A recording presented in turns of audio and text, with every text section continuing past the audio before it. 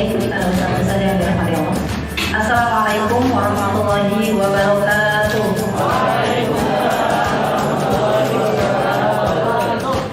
Alhamdulillahirabbil alamin wa bihi nasta'in ala umuri dunya wad din. Wassalatu wassalamu ala asyrofil anbiya'i wal mursalin wa ala alihi wa sahbihi ajma'in. Amma ba'du. Yang sama-sama kita hormati para sekolah FTIP Al-Hikmah, Ustazah PA Handayani SPD, yang sama-sama kita hormati para wakil bidang yang mohon maaf tidak bisa saya sebutkan satu persatu, namun tidak mengurangi rasa hormat dan takdir saya, serta tak lupa yang sama-sama kita hormati, mohon maaf, Bang SIP Al-Hikmah Ustaz Abdul Rahman, serta para ustazah yang dimuliakan oleh Allah Subhanahu wa taala. Tak lupa narasumber kita hari ini yaitu Ustazah Rahimah SEI SPD. Selamat datang Ustazah. Alhamdulillah wa syukurillah, pada hari ini kita sama-sama dipertemukan oleh Allah Subhanahu wa taala dalam acara kegiatan pengibasan. Mohon maaf ya, bukan pengibaran ya, pengibasan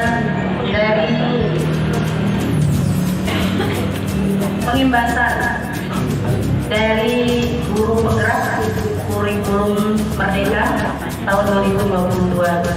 Salawat serta salam senantiasa mudah-mudahan terus berlimpahkan kepada baginda alam Nabi besar Muhammad SAW. Semoga kita sebagai umatnya yang patuh dan istiqomah dalam menjalankan sunnah-sunnahnya. Amin ya Allah ya Rabbal alamin.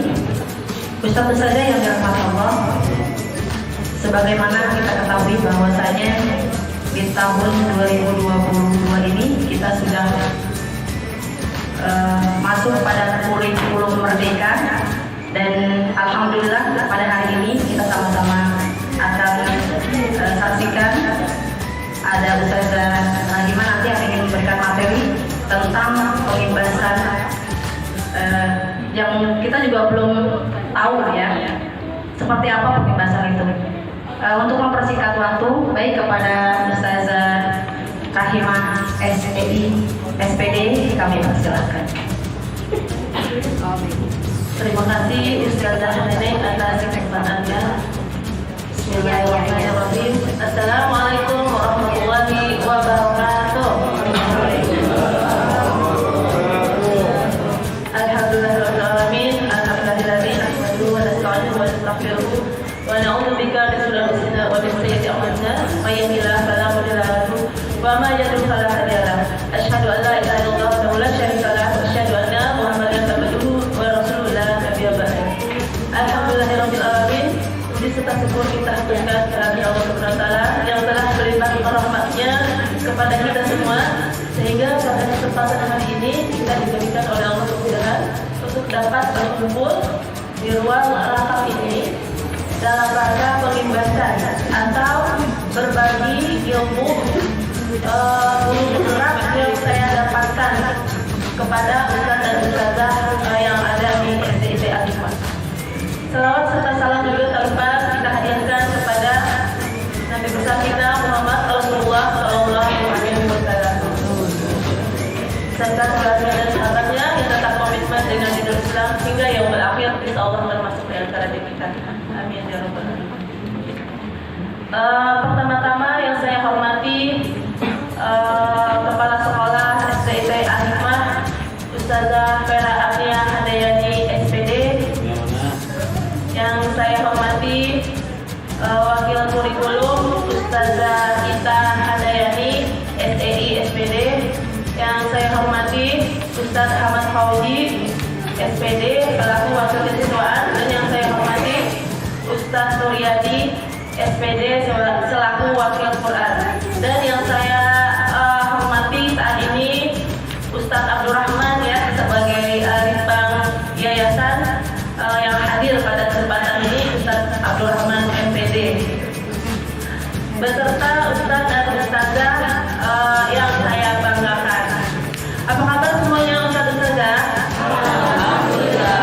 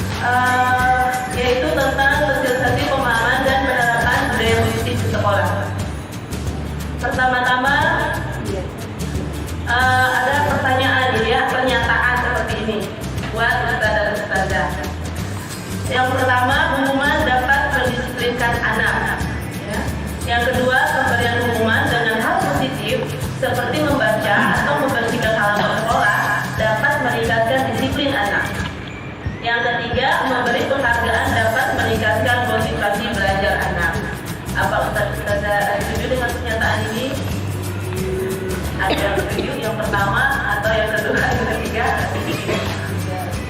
Yang ketiga, ya, memberi penghargaan dapat meningkatkan motivasi belajar anak. Ini setuju ya? Oke, nanti kita akan bahas. Yang kedua juga setuju?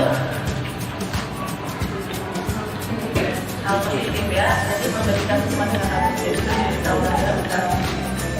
Baiklah, kita lanjutkan dengan sebelum beranjak ke materi lebih dalam lagi, saya akan menyampaikan sedikit tentang pemikiran filosofi Bapak pendidikan kita, yaitu Ki Hajar Dewantara. Tujuan pendidikan, mengenai tujuan pendidikan ya. Insya Allah nanti akan menjawab ya pernyataan-pernyataan.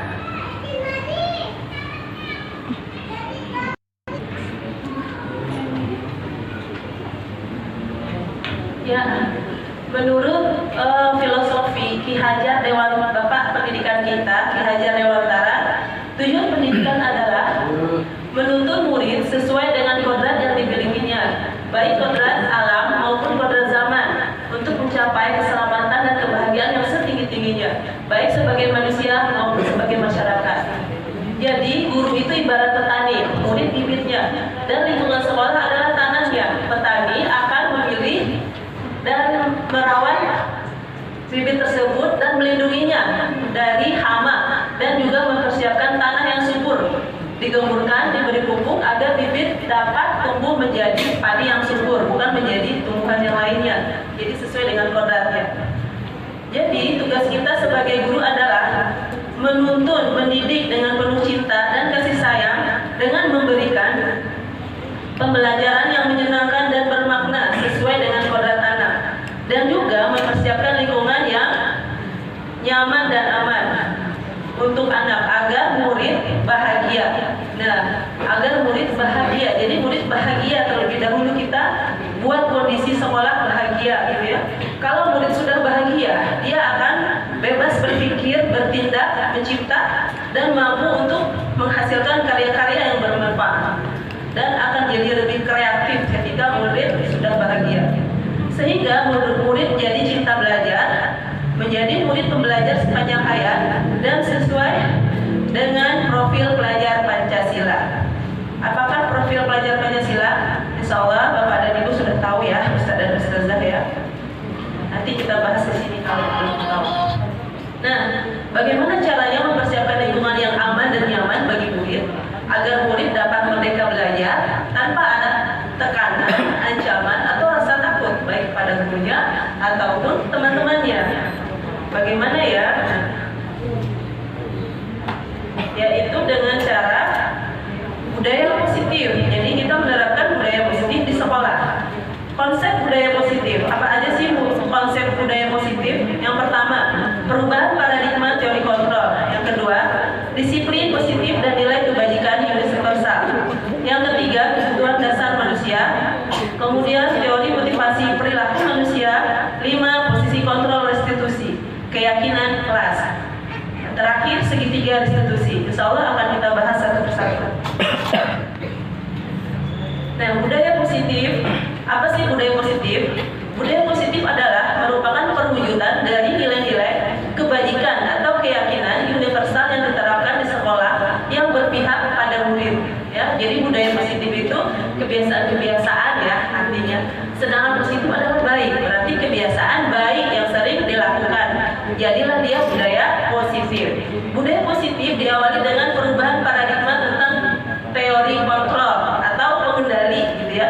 Selama ini mungkin kita sebagai guru merasa berkewajiban mengendalikan murid agar mereka bisa memiliki perilaku yang sesuai dengan yang kita harapkan, seperti itu ya, mungkin seperti itu.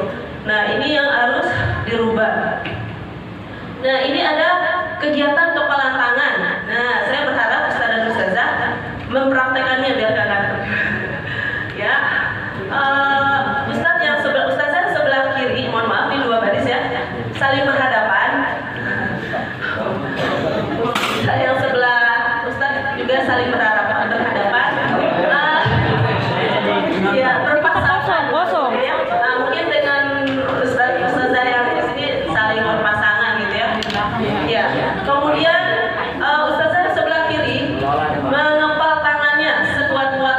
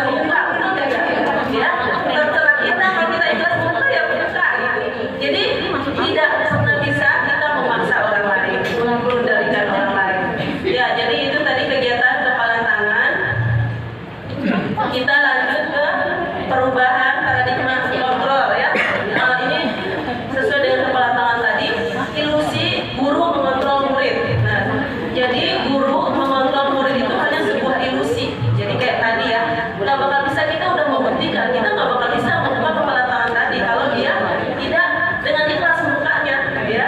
Yang berhasil membuka tadi yang dengan ikhlas, ya. Adapun mungkin yang berhasil membuka tapi tadi nggak ada, ya, terpaksa pun, tapi dia merasakan sakit, gitu, ya. Kemudian yang kedua, ilusi bahwa kritik dan membuat orang merasa bersalah dapat menguatkan karakter. Itu hanya sebuah ilusi. Ilusi bahwa semua penguatan positif efektif dan bermanfaat. Ternyata penguatan positif itu tidak bermanfaat, gitu, ya. Itu hanya sebuah ilusi. Ilusi bahwa orang dewasa memiliki hak untuk memaksa. Tidak, ya, kita tidak mempunyai hak untuk memaksa murid. Nah, itu kita rubah paradigmanya di sini. Ini perubahan paradigma, stimulus, respon, dan teori kontrol. Jadi kita mencoba mengubah orang agar sama amat kita, ya. Padahal harusnya kita berusaha memahami pandangan orang lain tentang dunia. Itu teori kontrol, ya. Kemudian perilaku dilihat sebagai suatu kesalahan. Nah, ini kebanyakan kadang-kadang kita lakukan, ya. Ketika murid ingin memukul temannya, langsung kita salahin. Kamu kok mukul, gitu, ya? Sakit dong teman-teman, gitu, ya. Kan kita kadang-kadang suka begitu, ya. Kok lagi gitu, ya. Padahal kita nggak tahu semua perilaku itu memiliki tujuan. Kenapa dia mukul? Pasti punya tujuan dan punya alasan. Kemudian orang lain bisa mengontrol saya? Tidak bisa, ya. Hanya Anda yang bisa mengontrol diri Anda. Anda tidak bisa mengontrol orang lain. Kemudian pemaksaan ada pada saat bujukan gagal. Tadi nggak ada yang bujuk, ya. Jadi nggak ada yang gagal. Nah, kalau di sini murid-murid dipaksa, gitu, ya. Akhirnya karena tidak mau menuruti kita. Tapi kalau di teori kontrol ada kolaborasi dan konsensus untuk menciptakan pilihan-pilihan baru. Jadi ada pilihan-pilihan baru. Model berpikir menang kalah, model berpikir menang. Itu teori kontrol. Kemudian kita masuk ke disiplin positif, ya. Jadi teori kontrol ini sangat berkaitan dengan disiplin positif, gitu, ya.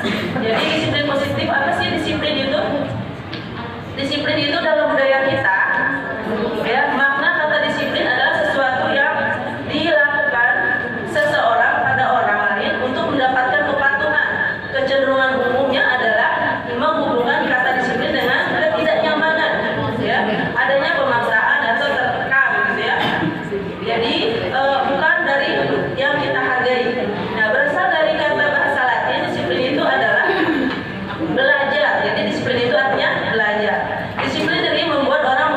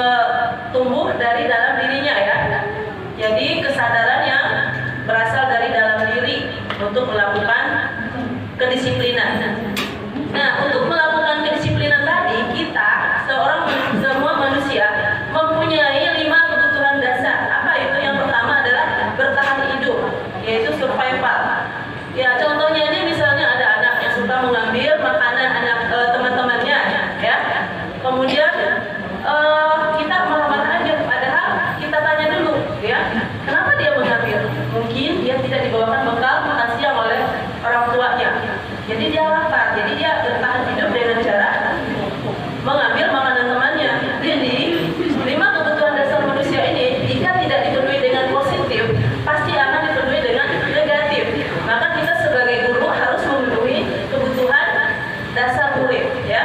Yang kedua, cinta dan kasih sayang dan rasa diterima, yaitu kurangnya perhatian ya. Love and belonging ya. Jadi mereka bisa jadi mencari perhatian, mengambil makanan itu gitu ya. Akhirnya dia mendapat perhatian dari gurunya, dari temannya. Nanti gurunya lapor lagi ke orang tuanya, dapat perhatian lagi dari orang tuanya gitu. Jadi seperti itu. Yang ketiga, penguasaan ya. Penguasaan itu setiap manusia pengen mempunyai kekuasaan atau power gitu ya. Contohnya ya tadi misalnya mungkin dia berjagoan kali mengambil makanan temannya, seperti itu ya. Nanti kita sebagai guru jadikan dia sebagai pemimpin pembelajaran, misalnya pemimpin dalam belajar kelompok. Kemudian kita jadikan juga dia sebagai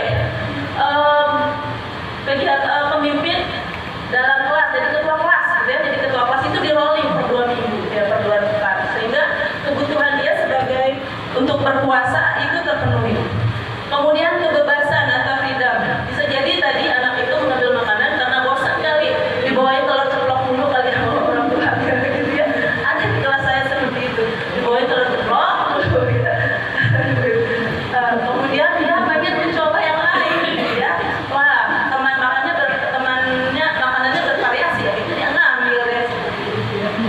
Terus yang terakhir kesenangan atau fun ya. Nah, dia mungkin ketika temannya diambil makanannya marah-marah, mimiknya, mimik wajahnya lucu kali sama dia ketawa, dia senang gitu ya. Nah, macam-macam ya motivasi murid itu melakukan sesuatu yang tidak baik gitu ya.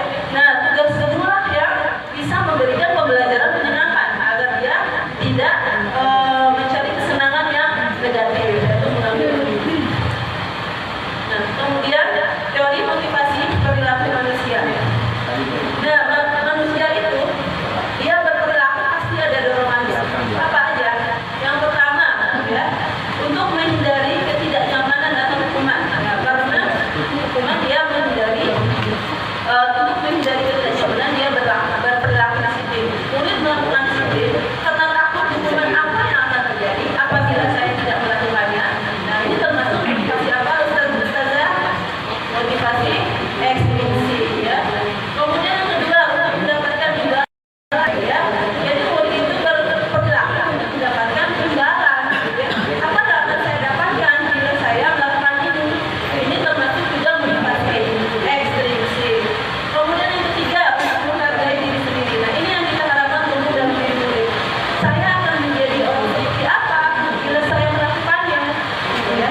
Ini adalah motivasi intrinsik. Inilah teori motivasi perilaku manusia yang kita harapkan tumbuh pada murid.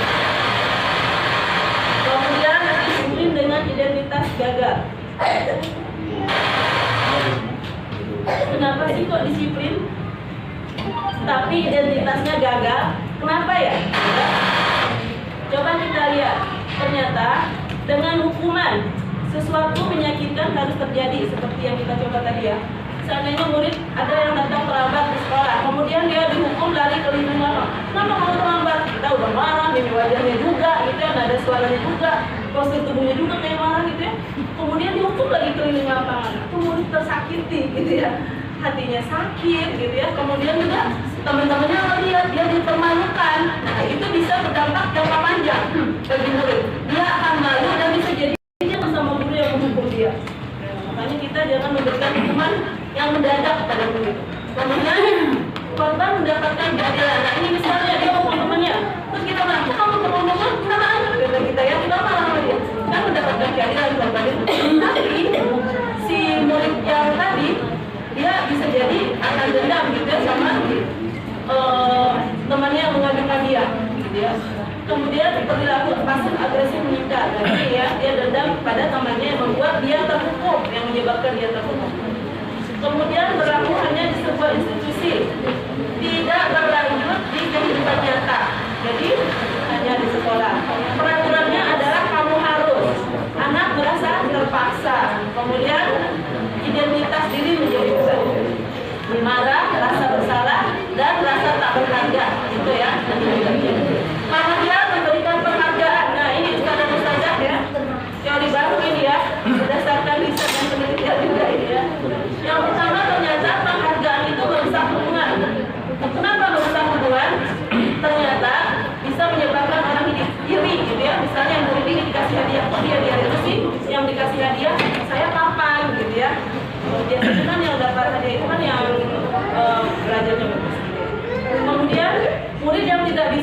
akan mau mencoba karena dia udah yakin saya mah gak bakal dapat gitu ya. Kedua, penghargaan memajukan kreativitas. Murid yang merasa udah mendapatkan hadiah ya udah dia nggak akan melakukan lagi. Yang ketiga, penghargaan tidak efektif karena murid berbuat sesuatu ingin disiplin hanya karena ingin mendapatkan penghargaan gitu ya. Kemudian penghargaan menurunkan kualitas. Ini udah ada ya risetnya ya. Kemudian penghargaan mengurangi motivasi intrinsik. Akhirnya dia melakukan sesuatu hanya untuk mendapatkan penghargaan. Kalau tidak tidak melakukan. Penghargaan mengurangi ketepatan. Kemudian penghargaan menghukum. Kenapa dikatakan menghukum? Karena ketika anak bisa baca nih ya satu kata, lalu kita kasih dia tersenyum bahagia, lalu kita kasih dia es krim, nanti senyum bahagianya jadi hilang gitu ya. Padahal itu ya penghargaan yang sebenarnya gitu ya yang dia dapat. Tapi ketika dikasih es krim jadi hilang, oh saya bisa baca cuma dapat es krim, jadi seperti itu. Jadi seperti itu ya teori penghargaan. Nah, menurut artikel dia udah melakukan riset gitu ya, mengungkapkan baik penghargaan maupun hukuman adalah cara-cara mengontrol perilaku seseorang yang menghasilkan potensi untuk pembelajaran yang sempurna. Kemudian disiplin dengan identitas sukses. Ini contoh disiplin dengan identitas sukses. Yang pertama, konsekuensi. Sesuatu harus terjadi, tidak nyaman untuk murid. Jadi murid udah tahu gitu ya, kalau saya terlambat hukumannya pasti ini. Kalau saya tidak mengerjakan tugas di jam belajar, berarti istirahat saya nanti berkurang. Nah, gitu ya.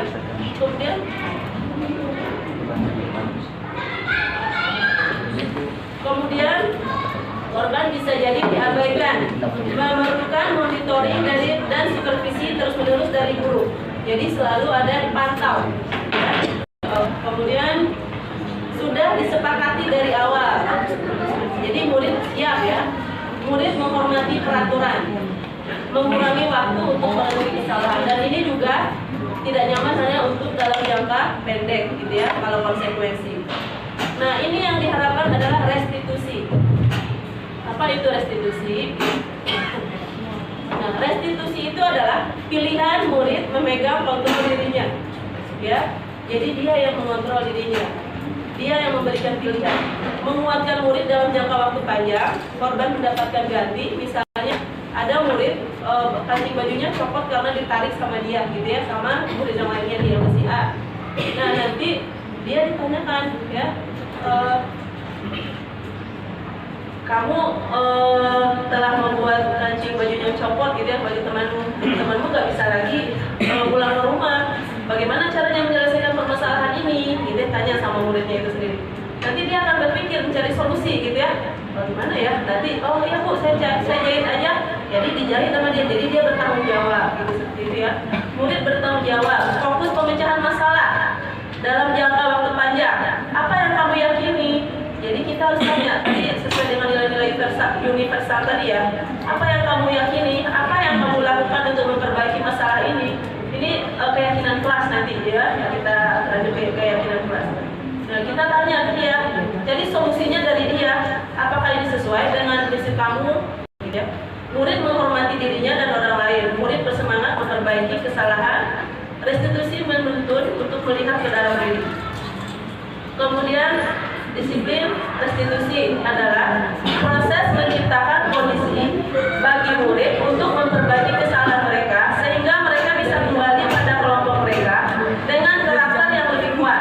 Restitusi juga merupakan proses kolaboratif yang mengajarkan murid untuk mencari solusi untuk masalah mereka dan membantu murid berpikir tentang orang seperti apa yang mereka ingin menjadi tujuan mulia dan bagaimana mereka harus memperlakukan orang lain. Jadi dia akan kembali ke kelompoknya dengan karakter yang kuat. Tidak diledek-ledek lagi sama temennya gitu ya, karena dia udah bertanggung jawab. Kalau kamu sih tadi bikin kesalahan, akhirnya kamu dihukumkan gitu kalau dihukum ya. Tapi kalau restitusi enggak, dia akan kembali dengan karakter yang kuat karena dia telah bertanggung jawab. Ini contoh kasus, siswa tidak mengerjakan tugas di kelas misalnya, ya. Nah, kemudian kalau dengan hukuman, kita langsung menghukumnya. Kita kaget, kenapa kamu nggak mengerjakan tugas, gitu ya? Kita langsung, ya udah kamu kalau gitu keluar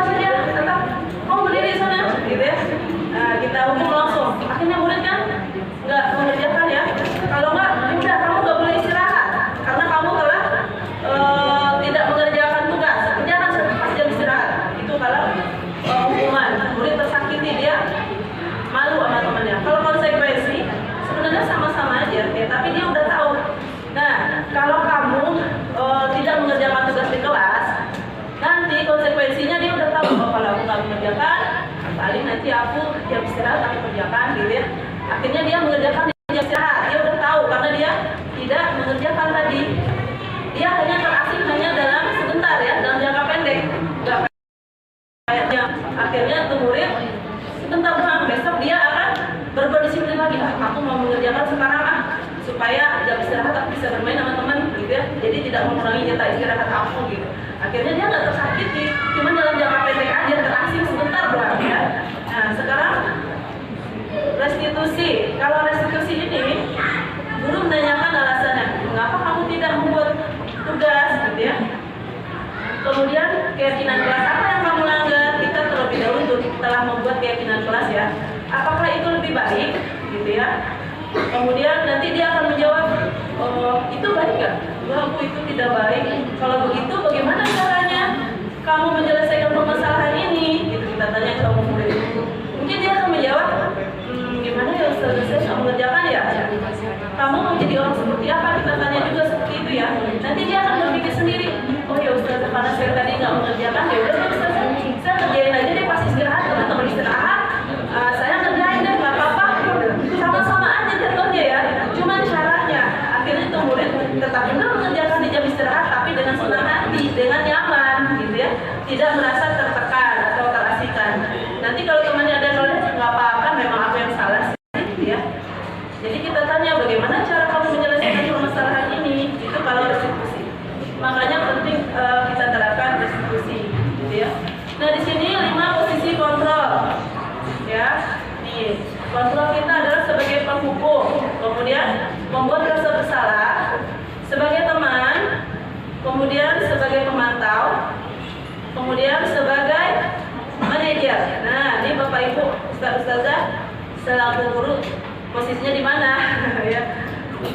Atau teman kah gitu ya? Atau pemantau? Kita bahas satu-satu. Nah, di sini kalau penghukum dia akan menghadir dan menunjuk-nunjuk dan menyakiti atau menyindir murid. Kamu ya dengan mimik wajah yang menyeramkan. Apa kamu ya? Gara-gara kamu nih jadi begini. Jadi seperti itu. Kamu nggak ngerjain ya? Gitu. Kita marah sama murid. Apa hasilnya? Kalau kamu tidak melakukan, awas ya. Gitu diancam muridnya. Nanti hukum kamu. Gitu. Kemudian hasilnya murid akan memberontak dan menyalahkan orang lain. Ya, enggak bu, dia bu, gitu ya. Atau dia akan tidak jujur. Jadi lama-lama kalau seperti ini karakter bohongnya akan terbangun.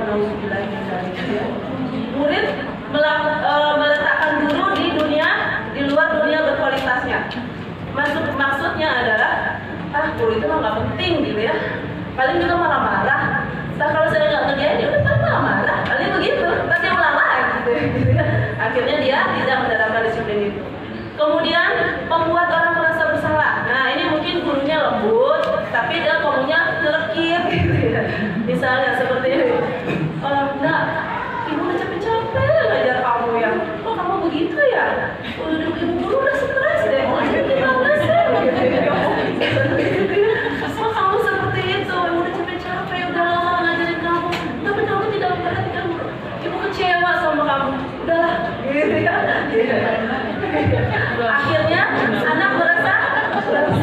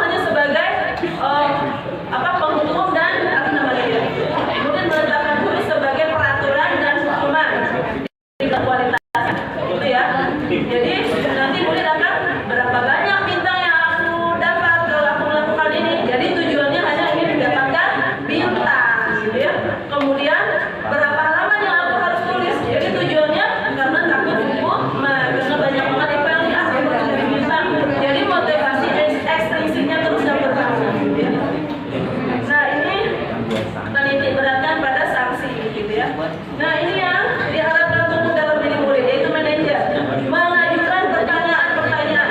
Apa yang kamu yakini? Apa yang bisa kamu kerjakan untuk memperbaiki masalah ini? Ini sebenarnya teorinya seperti Nabi ya, Nabi Muhammad Rasulullah SAW ketika bertemu dengan Jibril, malaikat Jibril, yaitu tentang ihsan ya, tentang hadis ihsan. Kan Jibril bertanya, menurut engkau apa sih ihsan itu, gitu ya? Dijawab oleh Nabi Muhammad, sesungguhnya yang ditanya tidak lebih tahu dari yang menanya. Itu jawabnya tanya Rasulullah. Nah, ini metode inilah yang dipakai untuk restitusi, gitu ya. Padahal ini teorinya dari orang luar ya, tapi kita malah dia gitu ya, sesuai dengan yang di hadis Muhammad. Kemudian menguatkan pribadi, gitu ya. Kemudian murid meletakkan dirinya sebagai individu yang positif dalam dunia berkualitas. Bagaimana caranya saya bisa memperbaiki keadaan ini? Ya, akhirnya murid akan mengevaluasi diri terus dan dia akan selalu memperbaiki diri. Nah, ini keyakinan kelas nih, Ustazah ya. Mengapa tidak harus peraturan saja? Mengapa harus keyakinan kelas? Nih, karena ya contohnya kita harus menggunakan dalam bila menjadi kendaraan roda 2, kenapa coba ya? Kalau cuma peraturan mungkin kita malas makainya yang berat kepala. Tapi kalau kita ingat-ingat ternyata buat keselamatan ya, pakai masker juga buat kesehatan. Akhirnya kita akan melakukan tumbuh kesadaran dalam diri kita untuk mendukung motivasi intrinsik kembali ke nilai-nilai keyakinan, menggerakkan seseorang dibandingkan mengikuti serangkaian peraturan-peraturan. Keyakinan kelas di kelas kita masing-masing. Nah, ini contohnya peraturan kelas terlebih dahulu, baru keyakinan kelas, maka akan tercipta lingkungan positif. Jadi keyakinan kelas diharapkan ada. Kemudian maka akan tercipta budaya positif.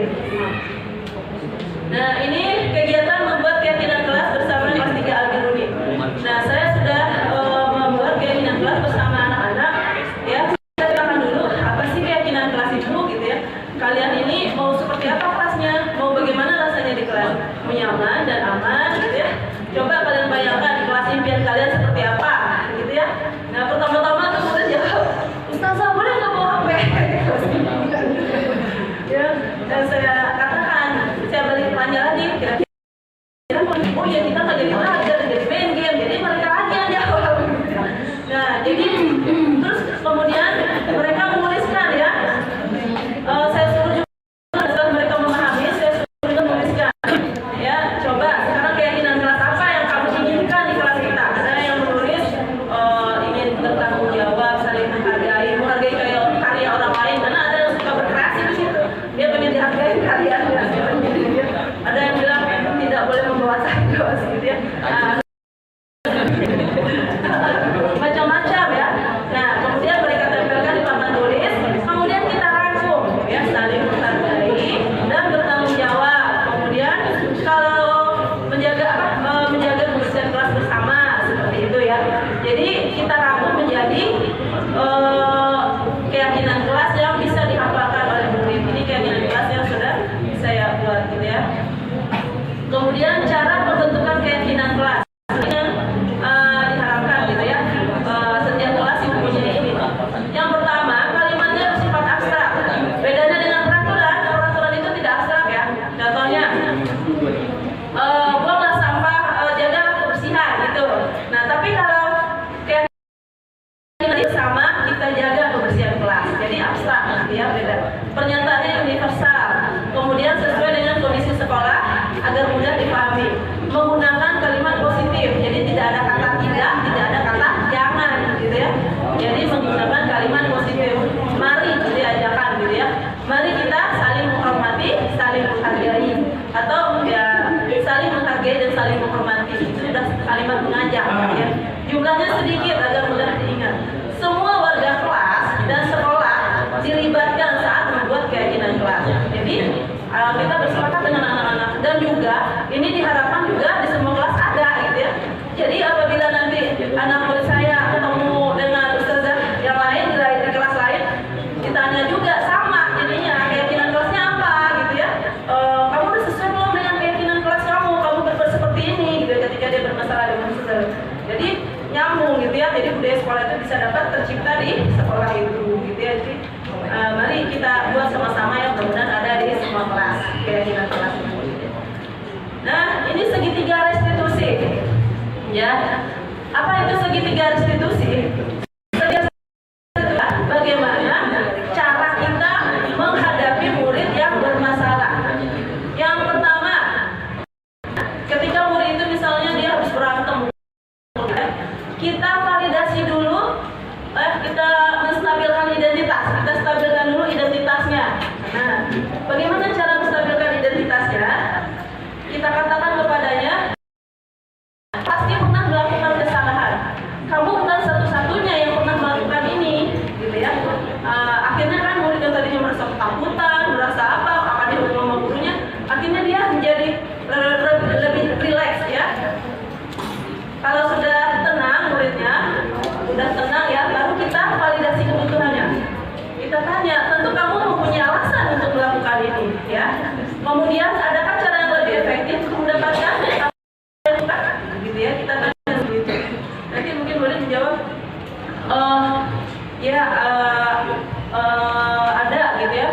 Misalnya saya nggak, misalnya dia memukul temannya, iya ustazah saya nggak akan, menurut kamu ya, kalau saya menyelesaikan permasalahan anak karena saya udah pernah juga mempraktekannya di kelas, saya tanyakan apa coba kita lihat tindakan kamu memukul teman kamu itu, apakah itu baik? Tidak ustazah. Kamu pengen jadi orang seperti apa? Saya pengen jadi orang baik ustazah, orang soleh gitu ya. Terus kamu bersedia memperbaiki kesalahan ini? Kita tanya ke murid itu ya. Nanti dia bersedia ustazah, bagaimana caranya? Dia lagi kita tanya caranya, saya minta maaf ustazah. Terus bagaimana lagi? Terus tidak mengulanginya lagi ustazah, gitu kata anak itu ya. Baiklah ustazah, kalau gitu coba sekarang kamu praktekkan. Kalau memang seperti itu, kamu merasa menjadi orang seperti apa? Orang bertanggung jawab ustazah, ya saya nggak bakal melakukannya lagi gitu ya. Dan alhamdulillah 4 kali saya praktekkan ke anak-anak, alhamdulillah berhasil gitu ya. Anak yang tadinya dari kelas 2 katanya dia melakukan jari di tengah gitu ya. Tapi ketika ditanya, enggak ustazah aku nggak melakukannya, gitu terus sampai kelas 3. Tapi pas saya pakai metode restitusi, dia berubah, nggak pernah lagi seperti itu. Temannya udah nggak pernah lakukan lagi ya, mengeluarkan jari tengah gitu ya, kepada mereka.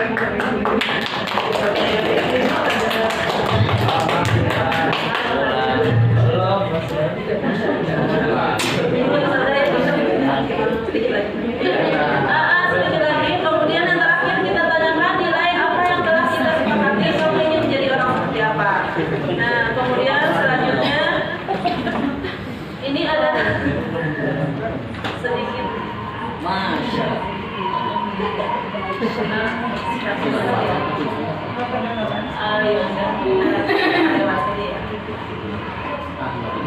ini adalah contoh penerapan restitusi. Ya, jadi seperti itu ya Ustaz dan Ustazah, pemahaman dari saya.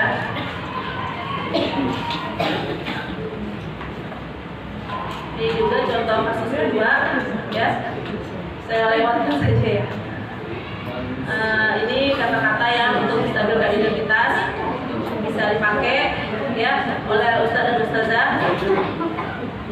Cepat. Kemudian ada juga ini, ya, ini untuk validasi. Kemudian yang ketiga adalah menanyakan keyakinan kelasnya. Ya, jadi demikian yang dapat saya sampaikan Ustazah. Mudah-mudahan kita dapat menerapkan budaya positif ini dengan membuat keyakinan kelas, kemudian dengan menerapkan segitiga restitusi, dan tidak lupa memperhatikan 5 kebutuhan dasar murid. Ya, saya sudahi dulu dengan baca doa alhamdulillahirobbilalamin, dan saya serahkan kepada moderator. Ya, baik, jazakumullah khairan katsir Ustazah Rahimah yang telah begitu padat memberikan materi tentang pembahasan pada hari ini. Tentunya ustaz-ustazah yang berada di depan saya sudah mencatat ya yang ingin ditanyakan hari ini?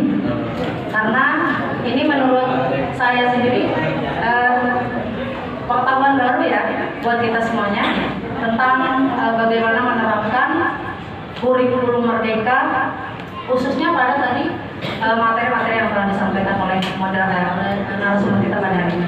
Baik, kepada Ustazah yang ingin bertanya, kami memberikan kesempatan untuk 3 penanya dan kami cuma buka 1 komen ya, Ustazah. Ya, silakan kepada Ustazah, karena lebih banyak Ustazahnya nih daripada Ustaznya.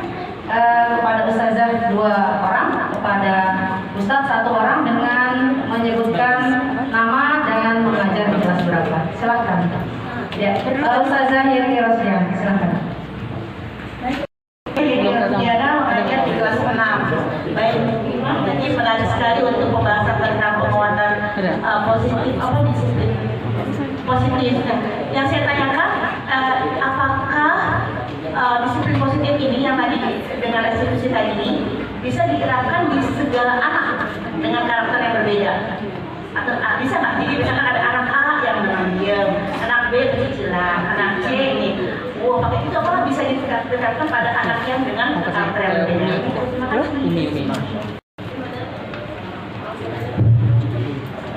Bagaimana Ustazah Nima? Langsung dijawab. Baiklah, terima kasih Ustazah Yenti atas pertanyaannya. Ini menarik sekali pertanyaannya.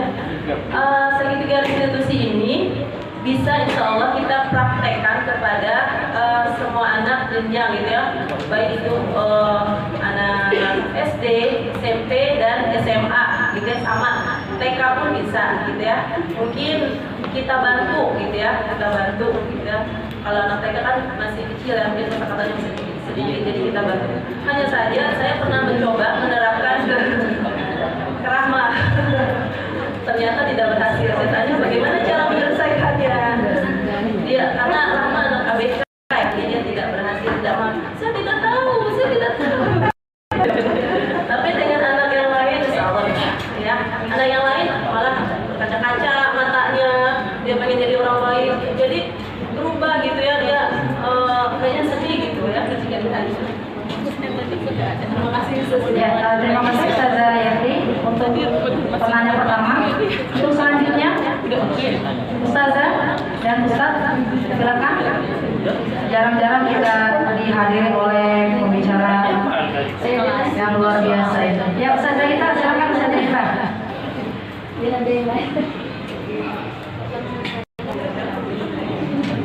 Assalamualaikum warahmatullahi wabarakatuh. Pertanyaannya terkait dengan budaya sekolah itu kan memang sepertinya kalau saya perhatikan dari materi yang ada, yang kita lakukan salah semua kayaknya. Dari budaya sekolah yang udah disiplin dan lain sebagainya udah kita buat. Ini berawal dari murid berarti ya, bisa dibuat ya. Bukan dari kita murid, tapi dari murid sampai ke budaya sekolah akhirnya gitu ya. Nah, pertanyaan saya, ketika tadi ditanyakan itu mungkin kalau kelas atas, kalau saya ngajar di kelas 5, itu mungkin anak-anak bisa diajak diskusi karena, nah jadi kamu apa yang harus melakukan, apa yang sudah dia akan bisa menjawab. Tapi ketika di kelas 1 saja, kelas 1 itu kan masih kecil dan dia juga belum paham, bisa jadi memang saya itu mau bagaimana itu dia belum tahu, bisa jadi gitu ya. Jadi ada yang kita sampaikan tentang kebaikan-kebaikan gitu loh. Jadi misalnya apa gitu hal-hal yang baik, jadi saya mau seperti apa, jadi hal-hal baik itu apakah harus boleh kita sampaikan dulu misalnya menjadi anak yang baik itu seperti apa gitu kan. Kan kalau restitusi itu kan tadi sepertinya kita mengambil dari anak gitu nanti. Kalau memang kelas atas mungkin mereka udah banyak dapat informasi kebaikan-kebaikan gitu. Nanti kalau anak kelas 1 yang baru masuk itu gimana Ustaz? Silakan Ustazah dijawab. Baik, terima kasih Ustaz Halita atas pertanyaannya. Ya, jadi untuk anak kelas 1, kita kan dari mana kita mengambil nilai-nilai kebaikan itu? Kita sudah membuat terlebih dahulu keyakinan kelas, gitu ya. Dia kelas sama anak itu. Jadi ketika dengan anak kelas 1 itu, terlebih dahulu kita mengajarkan tentang kebaikan-kebaikan. Setelah kita ajarkan tentang kebaikan-kebaikan, lalu kita buat keyakinan kelas. Nah, gitu ya, misalnya kelas 1, kita buat keyakinan kelas ya, kita yakini untuk kita capai ini bagaimana.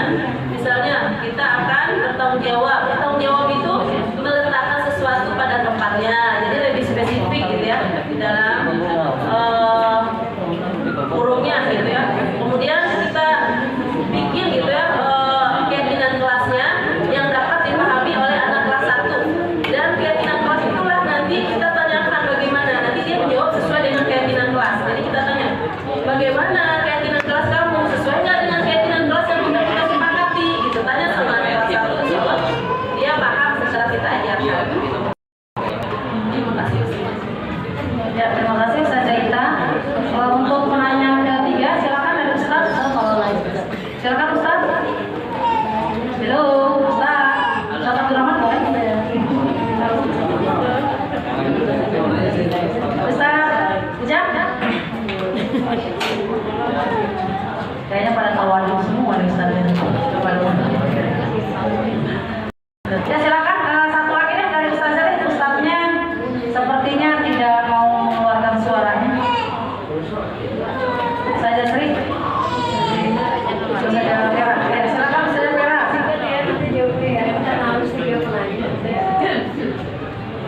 Terkait dengan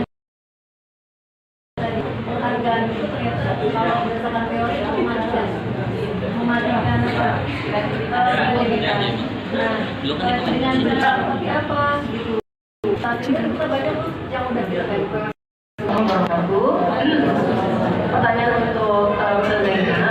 Tadi yang kita pahami bahwa tadi teori yang disampaikan itu adalah untuk penghargaan itu mematikan kreativitas anak. Lalu dengan cara apa kita memberikan penghargaan kepada siswa yang saat ini di kelas-kelas itu ada apresiasi berupa bintang, kemudian mungkin ada bentuk-bentuk lain ya dari wali kelas. Nah kira-kira menurut teori itu seperti apa Ustaz Zaima? Nanti biar kita bisa belajar nih di kelas. Oh benar kita semua yang kita lakukan tapi salah dong menurut teori yang tadi yang sekarang ada di kelas-kelas gitu. Itu aja dari saya. Assalamualaikum warahmatullahi wabarakatuh. Terima kasih Saudara. Karya, gitu ya Ustaz. Baik Ustaz, karena waktu juga yang akhiri perjumpaan kita hari ini, mari saja